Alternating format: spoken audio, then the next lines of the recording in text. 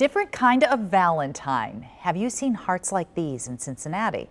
Love letters are showing up on historic buildings across the area, and the goal is to re-energize interest in some empty buildings.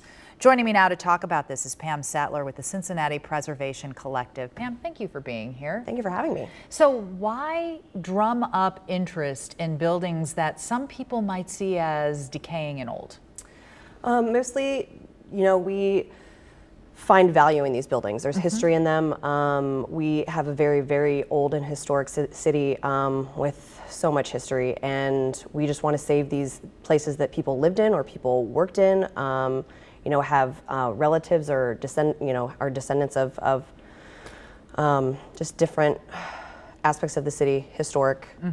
So it's kind of preserving if these walls could talk. Sort of, yeah. It's a good way to look at it. Okay. Have you ever run into friction when you've said, okay, we want to preserve one of these buildings? Oh, frequently, yes. Okay, and why?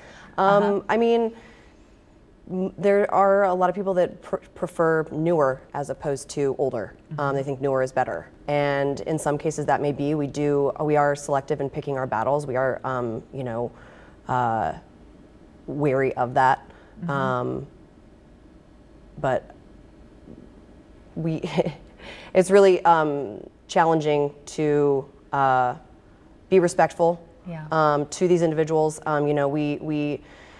Our motto is we try to be positive and proactive stewards of Cincinnati's historic infrastructure. That's our mission statement, basically. So, we try to go the legal route and try to be respectful towards opposition and try not to fight dirty.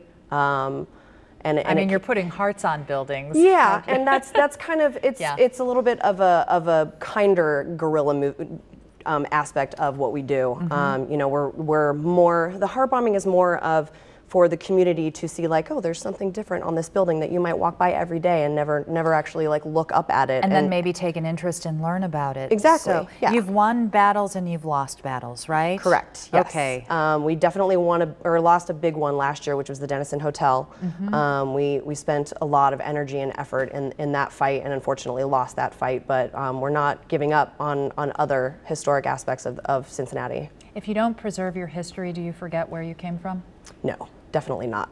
Okay. But I do feel for individuals that have researched their family history and have gone back, like, oh, my relative lived here, and they go and they find that there's now a highway there, and oftentimes that's the bigger battle that you can't really fight against. But when there's like an empty block that doesn't have any buildings on it, and your grandparents or great grandparents lived there, and it's really sad to hear those stories. Okay. So we try to preserve as much as we can. So it's all about being caretakers. Pam, thank you. Thank you for joining us and shedding light on the heart bombs Heartbombing, that yes. people have been seeing around town. Yeah. Appreciate it. Thank you.